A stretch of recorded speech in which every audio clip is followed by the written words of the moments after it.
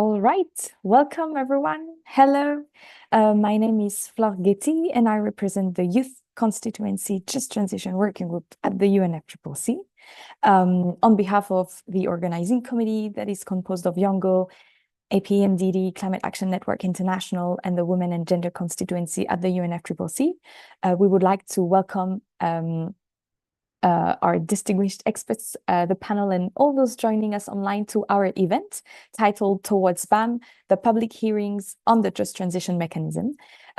So for the past few years, civil society has been engaging intensively on just transition at global climate conferences as a means to ensure that all aspects of climate action embrace the need for securing justice for workers, indigenous peoples and communities, and support all countries in their efforts to find pathways for their people's prosperity. And so COP30 constituted a major landmark for advancing justice, equity, and rights through just transition. Indeed, a decision was taken outlining key principles that must be taken into account when advancing just transition. And on top of that, and critical to civil society demands, it really committed to develop for decision in 2026, a just transition mechanism that will make all those principles and aspects be materialized. Our groups outline several demands regarding the mechanism, which we have called BAM, that now stands for the Belém Antlaia Mechanism for Just Transition.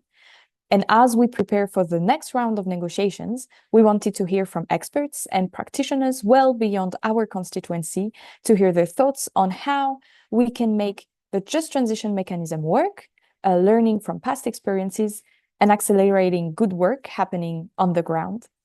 And instead of holding those conversations privately, we have decided to hold them publicly and for the benefit of a much larger audience. And so in this session today, we are honored to be joined by Zoe Brent from the UN Research Institute for Social Development. So Zoe Brent is the Senior Research Specialist for the Environmental and Climate Justice Program at UNRISD, so the United Nations Research Institute for Social Development. She's an interdisciplinary social science researcher with an emphasis on feminist political economy of natural resources and food systems. And her work focuses on inequalities in sustainability transitions and the politics of climate change. And she has over 15 years of combined research experience inside and outside of academia, working with NGO research institutes and in the university context. So how it's going to go, we're going to hear first a brief presentation by Zoe, followed by an interactive exchange with representatives from civil society. So I will pass it over to you, Zoe, for your presentation. Thank you so much for being here. Thank you so much. I'm just going to share my screen. There we go. And voila. Okay. So it's a pleasure to be here with all of you. Thank you so much for inviting me to participate in this very important conversation. What I'd like to share with you today is a bit building on some of the recent work that UNRISD has been focusing on related to just transition, which is really trying to unpack the relationship between care and just transition. And so here today, I'd like to sort of convince you that that matters and talk a little bit about some initial ideas for how we might translate ideas and priorities related to care into a just transition mechanism. So just kind of a little overview of our general approach. UNRISD is primarily a research institute, and but then we try to sort of take that research and use it to inform and improve policy, especially at the global level. So our environmental and climate justice program has really been focusing on just transition and trying to look at the often overlooked links between care and climate in order to develop just transition strategies that are truly just and also effective. So as I said, my goal in this presentation is to convince you of the following argument, which is that in order for the just transition mechanism to deliver on its promises and potential, care can and should be built into it from the start. So see how I do with that challenge. But to get us started, I just wanted to sort of frame, what are we talking about when we talk about care? In a very basic sense, it is the provision of what is necessary for health, welfare, maintenance, and protection of someone or something. But I'd like to sort of highlight a couple points about why it matters in this conversation. First is sort of a relevance question. The vast majority of the working population is doing activities and jobs and work in the informal or care sector. Over 60% is a very conservative estimate. And a lot of those workers in the informal sector and care work are disproportionately represented in the global south. So there's sort of a question of, if we want just transition to be relevant to the majority of the global workforce, it needs to attend to the care needs of care workers and informal workers, which tend to experience greater care deficits. So there's kind of the risk that has been highlighted throughout these public hearings so far, and is probably understood by a number of you in this conversation already, but that just transition becomes sort of too narrow and focuses only on reskilling energy sector workers to move into a different kind of energy production and formal sector jobs. There's a need to ensure that just transition remains relevant to a broader understanding of what of work, and in order to speak to the realities of the majority of the global workforce. The second point that I want to make is I'm not going to go into too much detail because I think, well, in the interest of time, and it's probably familiar territory for a number of people listening, but there's a lot of inequality and injustice embedded in the way care dynamics play out today in the world. So any commitment to social justice that is built into a just transition framework will be incomplete if it doesn't attend to care. But I think there's also an opportunity to be highlighted here in terms of why we might want to be thinking about care right now. And it has to do with this, the moment of transition that we are in. Just transition sort of signals the fact that we're trying to navigate and steer our way through what could be considered a paradigm shift, a significant shift in productive relations. And what I'd like to point out is any system of productive relations has a related system of care dynamics that goes with it. Nancy Fraser has a lot of work on this, talking about sort of care regimes. Historically, there are periods where care is organized in a particular way to support productive relations. Historically, it's been organized in a way that's like backgrounded, invisibilized, sort of subordinated and treated as taken for granted as a precondition to make sure that productive relations and the formal economy run smoothly. But so she calls these care regimes, these like moments historically where it's organized in a particular way. So I would argue that as we are thinking through a shift in productive relations, there's also an opportunity to rethink care dynamics that are that will change as productive relations change. And there's a moment to also rethink how we want to structure care in a more socially just way. So more specifically, I'd like to sort of unpack some of those ideas in through three ways of thinking about how care and just transition are linked. First is related to care workers. The second is related to access to care. And then the third is thinking about care as kind of a structuring principle. So I'll go through these in turn. First, in terms of care work, we at UNRISD, we've done quite a bit of work recently. We published a long report last fall on just transition and care work, engaging with workers in different sectors of care to try to understand their perspectives of what just transition means to them or would mean to them.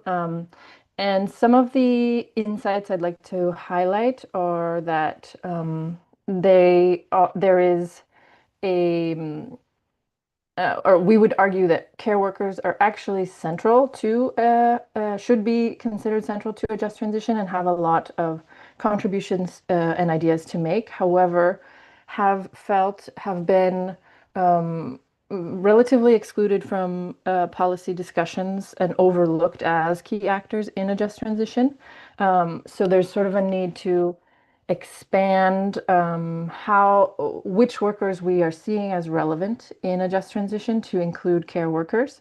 And then we also take a very broad view of what constitutes care work. So in this research, we base the analysis on 5 sectors of care. So the one that's maybe most familiar to people would be domestic care, sort of attending to human basic needs in the home. We also highlight environmental care that goes into sustaining ecosystems. We consider small scale and agroecological food provisioning as a kind of care for both the environment and the food security of local communities. Healthcare, both paid and unpaid. And well, in all of these, we look at paid and unpaid, and then education. And there's quite a bit in each of those sectors, but in the interest of time, I won't go into all of them. Just to say that there are a lot of ways that work is contributing to already and has the potential to contribute to a just transition. In important ways. So I invite you to read the report to get more details, or we can go into it in the questions later. The second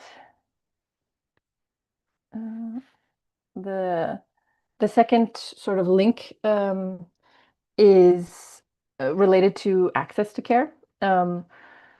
We know that in climate disaster, there is a increased need for care, especially healthcare, but not only. And tragically, at the same time, often in those weather disasters, there's a deteriorated capacity to provide that care. It becomes much harder. If you look into very exciting and important research coming out, sort of the tagline that comes out of that on this subject is that strengthening care systems increases climate resilience. It can be considered a form of climate action, or care as climate infrastructure is sort of a powerful way of imagining just how important supporting care is for people to be able to navigate climate disaster and have the space and the bandwidth to contribute to transition strategies. I'd like to also point out, in terms of sort of keeping just transition relevant to the majority of the global workforce, access to care, especially publicly provided social protection policies, are especially crucial to informal workers who make up over 60% of the global workforce, especially in the global south.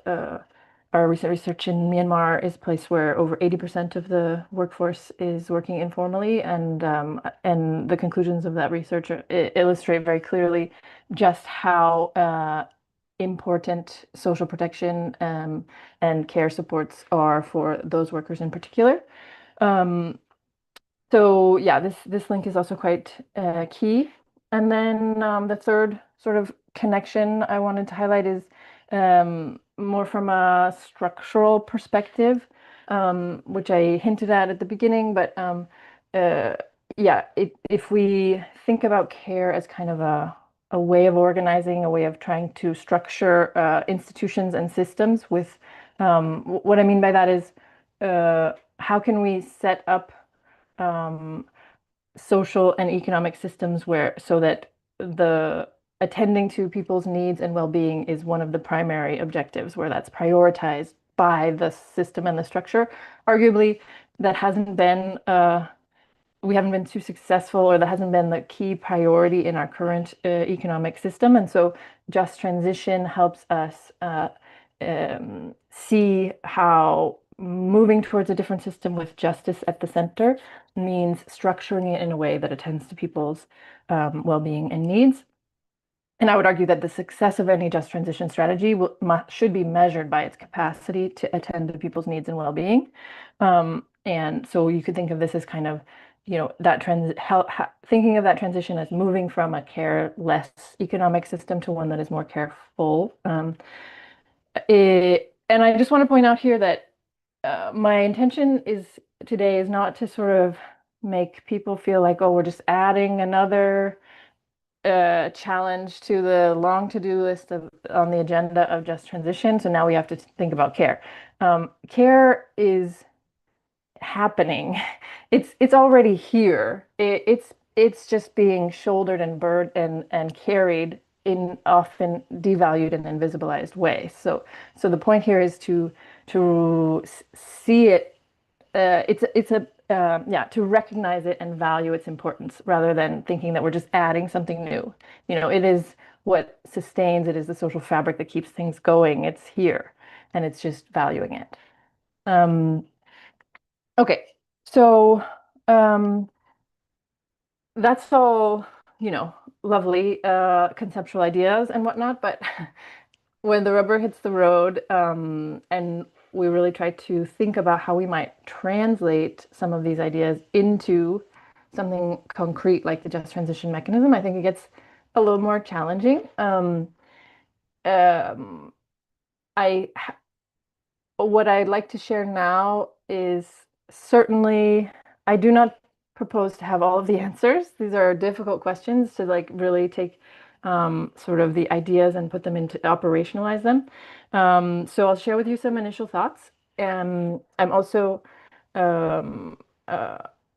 building on the incredible work that's already been done in the development of the BAM by many of you who are on this call and listening.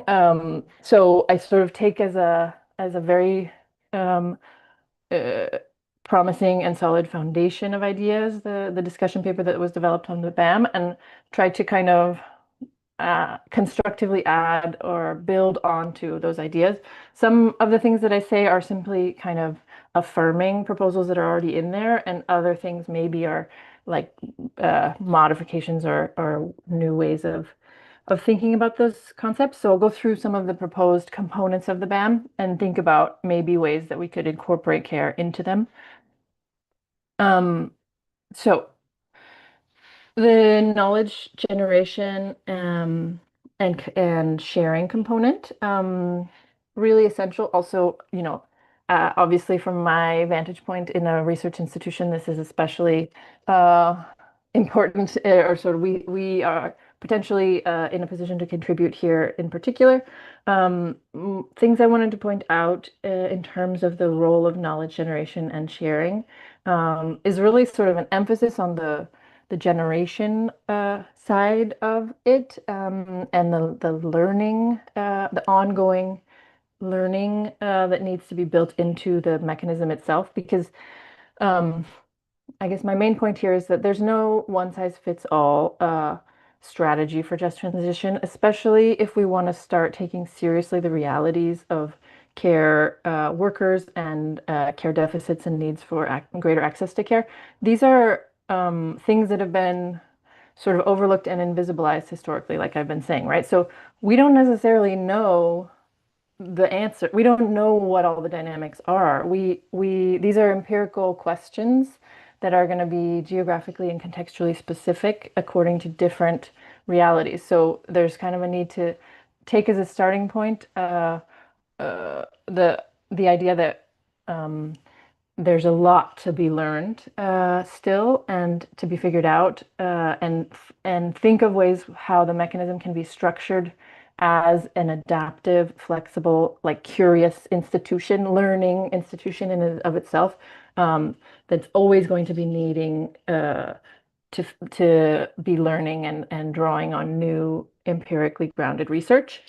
Um, in the sort of in that empirically grounded research, there's 2 points I'd like to highlight as important in our view. One is um, a research agenda that includes care.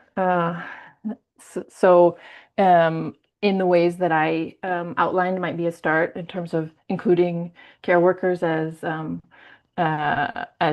particularly relevant to understanding their realities, also understanding the realities of access to care and how structures impact care needs and care workers. And then the second is also equally important, I would say, in terms of sort of protocols for how research is carried out, research practices that contribute to social justice and well-being, obviously, are a way of structuring care into the mechanism. So, this may sound obvious to many of you on the call, but just to emphasize the importance of non sort of extractive research forms that treat care workers, for example, as just like a research subject that you go and you extract information from and then leave. There are, yeah, it would be important to emphasize co-creation of knowledge, participatory action research type methodologies that lift people up, help them understand better their realities, mutual learning, rather than sort of a hierarchical dynamic. Moving on in the interest of time. So the action and support component. Here, I guess my main sort of comment is around the frame that is behind the action and support. Sort of having attention to action for what kind of just transition as always guiding the way action is carried out. So making sure that there's kind of a prioritization of action for a just transition that strengthens care systems and expands access to care, one that attends to the needs of care workers, and one that contributes to structurally valuing care. And so for us, this is sort of echoing a lot of what I've been hearing this week about the need to encourage action for a just transition that is cross-sectoral, not only limited to focusing on the energy sector. I've heard it referred to as a whole society, whole economy approach, broad and deep, with expansive range of sort of the type of labor and the type of workers that we see as relevant in there. And then the kind of support that is encouraged similarly, and here I'm really building and echoing what's already in the discussion paper, so I'm not going to dwell on it too much. But not all support is created equal. In the case of finance, that's very clear. The type of finance that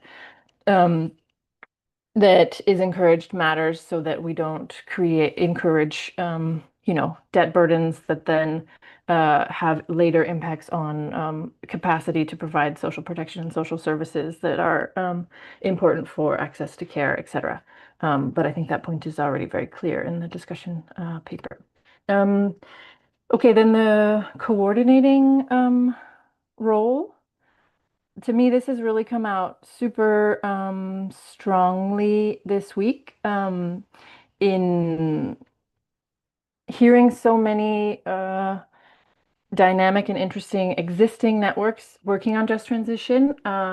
It seems to me that there's real power for the mechanism to be kind of like a connective tissue to bring together overlapping communities of practice and help those sort of relationships and building bridges between existing networks. And it would be important to do that in a way that includes care workers. But also, drawing on kind of earlier our look into the education sector as a kind of care work, there's a lot to be done in terms of creating spaces for mutual learning and for mentorship, whether that's between policymakers who are just starting a just transition strategy and those who are farther along, or between researchers or between community initiatives or other potential forms of mutual learning.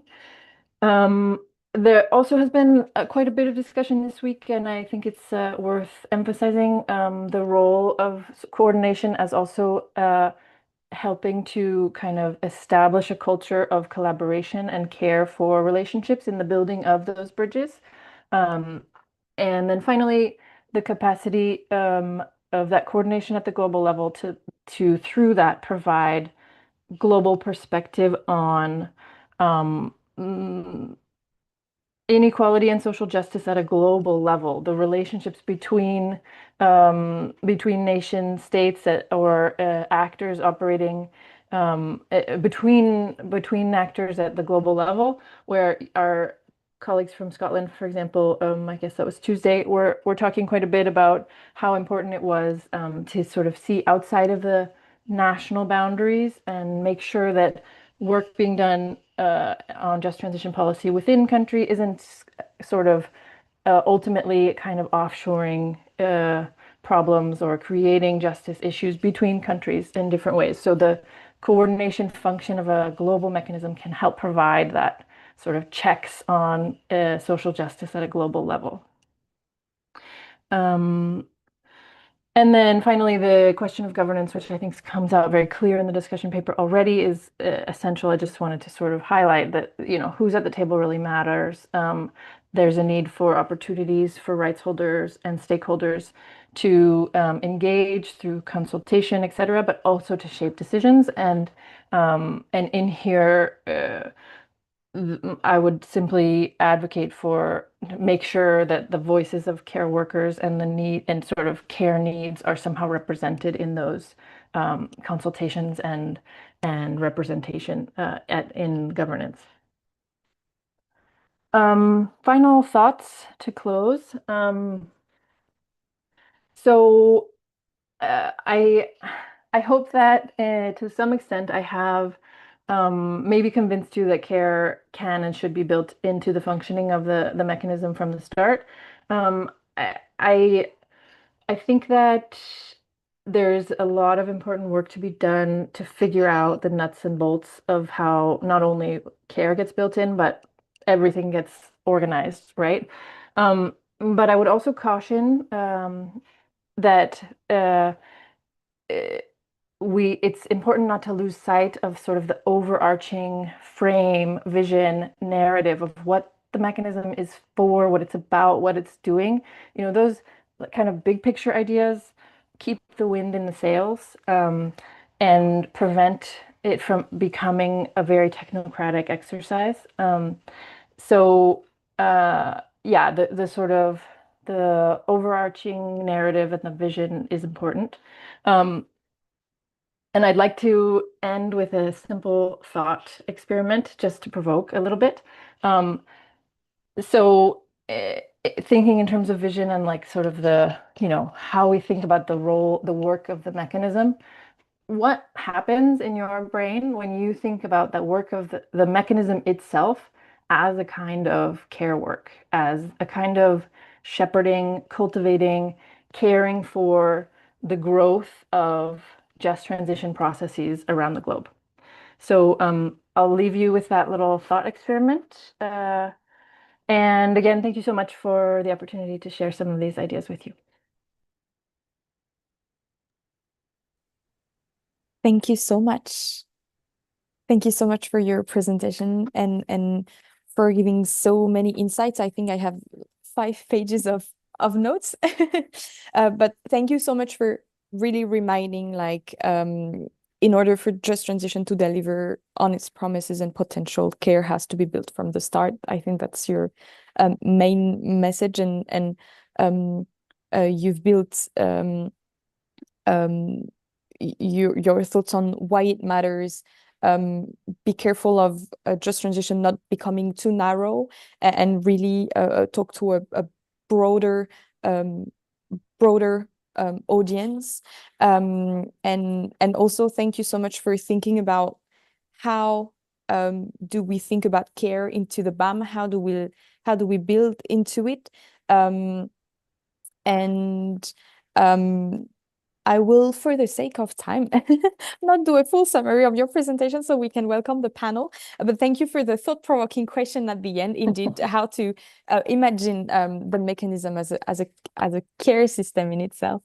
So I'd like to welcome Amira and Maggie. So Maggie is from the Women and Gender constituency, and Amira from Can and Fossil Fuel Non-Proliferation Treaty Initiative.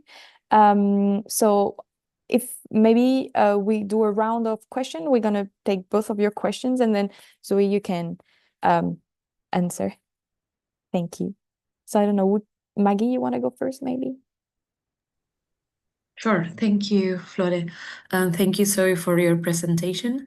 I think, as a member of the Women and Gender constituency, I think this presentation was very important. I think maybe a general question would be in building, now operationalizing, let's say, the mechanism you presented, how you think that care could be included in the different potential aspects that the mechanism could have. And in that sense, from beyond how it would look like, one question would be, what would it entail? What do we need to have in those parts of the mechanism? So for instance, when you were talking about it, something that to me sounded very important is to guarantee this perspective being embedded into the mechanism, we need people who are care conscious to be a part of it.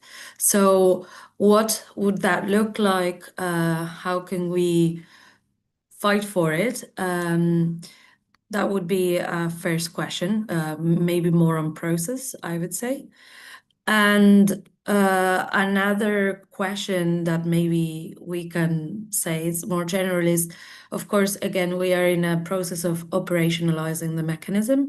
So what do you think are must-haves for the mechanism to deliver on care? If we have to, let's say, go to those negotiations and start thinking what we have to retain, what we don't have to retain, to have a mechanism that delivers just transitions in a truly just way, and specifically for care, what are non-negotiables? And I'll pass it to Amira. And of course, sorry if these questions, of course, sometimes are not pre-thought. So as you said, researchers don't have to have all the answers. Thanks, Maggie. Yeah, I think we all totally are with you, Zoe, on, all the answers aren't there, and it's just really important and great that we're having this conversation. So thank you. A couple of thoughts. Well, I think firstly, how do you envisage your role as an institution potentially, and other UN or international multilateral agencies in supporting sort of centering care in the future of the BAM? The second one is, I think that's a very good point about care conscious folks. So is there something around the training of government, right? Because there's such a different range of policy. In many governments, there's very little policy on care. Others, they've trialed some pilots and so on. So yeah, is there a form of training that the practitioners and the knowledge consolidation part of this BAM could be offering, or could be maybe mandatory, I don't know, at some point? And then the third point for me is, yeah, obviously the feminist climate justice and, labor rights folks have been talking about care for a very long time. We know that care is highly gendered. I was just reminding myself from a report that I've been working on that, I think women take up 3 or 4 times more care work than men globally, right? Obviously, it has its nuances in different contexts. I'm also aware there are loads of projects that exist on care, addressing the care climate nexus, care work nexus, and so on. So to what extent can we learn from existing pilots and projects from the feminist movement? Like, are there any that come to mind that have been really cool that we could be spotlighting as examples of promising practice to governments to see that this is possible? Because as you said, this is really hard, cross-cutting, cross-sectoral. It's part of everyday, it's life itself. So what can we be spotlighting that can give them a sense of agency in responding? Thanks. Thank you both for your insightful and I would say slightly, challenging to answer well questions. But those are the questions. I'm not going to pretend to I'm going to treat it more like we're brainstorming together because these are the tough nuts to crack in terms of like the actual strategy and process for getting there. But I think, Maggie, you definitely put your finger on one key element is how can we make sure that there are sort of care conscious people in as many corners and places of the mechanism built into its institutional architecture as possible. So certainly the governance piece is one in terms of who's represented, who's, has a seat at the table, how that's formalized, how decision making gets decided about. So that's certainly a key piece broadly for social justice concerns in general. But that's one place I think where focus could be made. The other thing that came to mind actually when you were just noting, Amira, about the proliferation of initiatives and work on kind of care climate nexus stuff. I think maybe the tendency has been to imagine a mechanism that brings together, our colleagues from Scotland were talking about the network that they are putting together between policymakers who are working on just transition. The ILO has developed incredible networks and putting together policy solutions and sort of as documenting and providing a sort of a clearinghouse for information about that. Maybe one kind of network community of practice that could be built into or coordinated in maybe a slightly more formalized way within the mechanism could be one working on care and climate or care and just transition that brings together those actors who are focusing on that. And so, there's the governance piece about decision making, but then you're also just trying to sort of make sure that those ideas are present and permeating and infusing discussions. And I think the role of coordination is key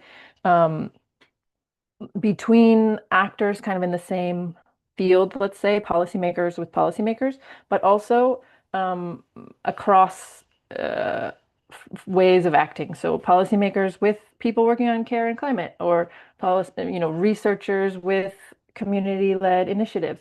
So that sort of cross-pollination can be really enriching for the types of learning and analysis that we can draw from experiences, but also, for policymakers, for example, to be exposed to other perspectives on just transition in a maybe more structured, regular way, I think could be quite beneficial. I mean, I draw on a very small anecdote, but in COP, a number of you on the call were somehow related to a side event that we organized on care and just transition, and we had one of the just transition work program negotiators on the panel, and he afterwards said, wow, I'm not really exposed to those ideas very often, but I was forced to read about them and I learned a lot, and I realized how important the work that you're doing is. Like, it was a very,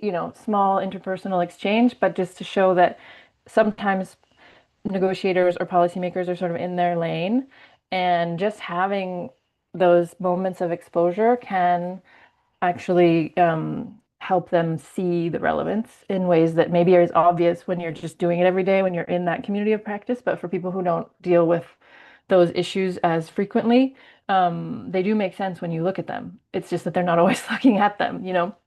And I think they're like very pragmatic, convincing arguments to make.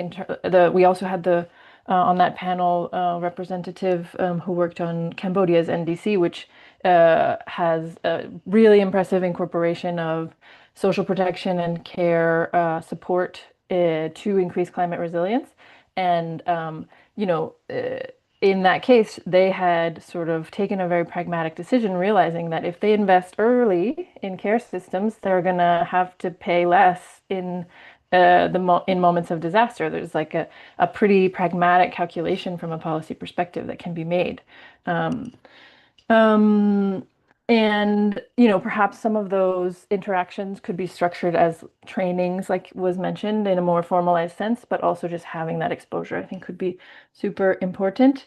Um, and maybe, uh, oh, I just wanted to point out also, yeah, because you mentioned that um, the sort of obvious or very essential social justice question around the feminization of care work, but also the in today's current care regime, you know, I didn't dwell too much on how many ways injustice plays out in the care system, but another really important one has to do with sort of global care chains and the racialization and feminization of, and heavy dependence on migrant labor in the global north for meeting care needs.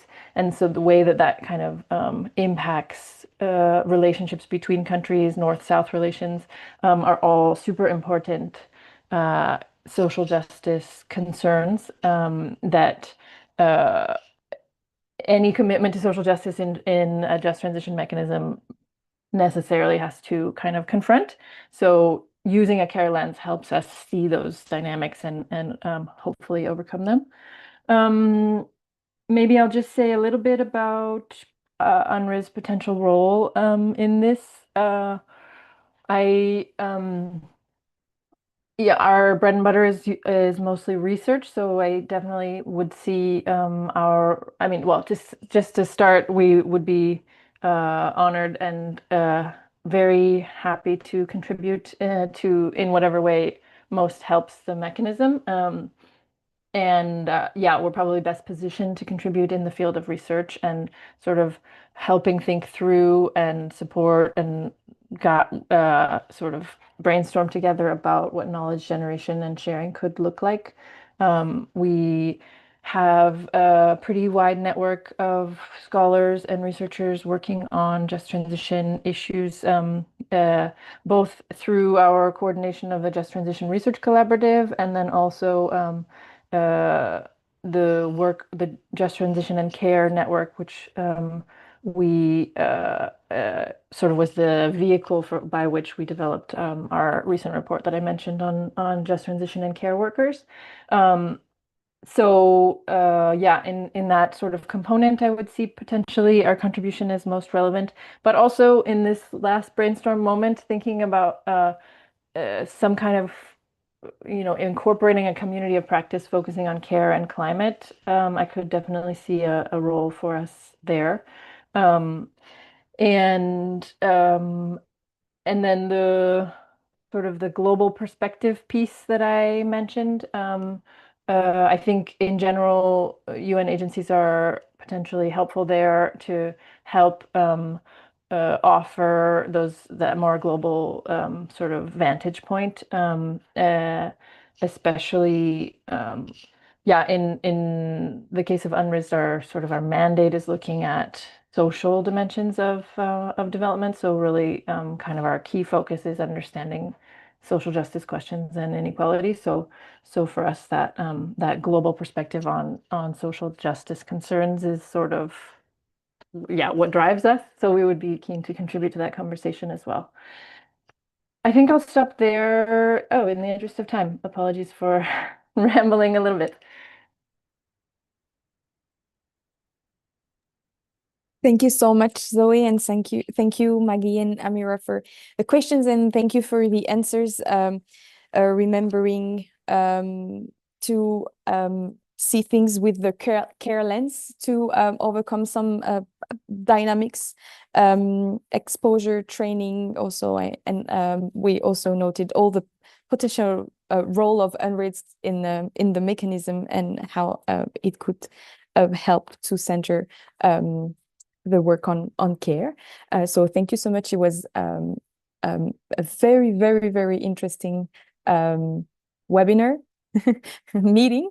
We're gonna stop the live, I think, in a few seconds. So thank you again, Zoe, for your time and for your presentation, and thank you, Maggie and Amira, our panelists, for the questions and all the constructive exchange. Thank you so much. Have a great day, and the live will stop.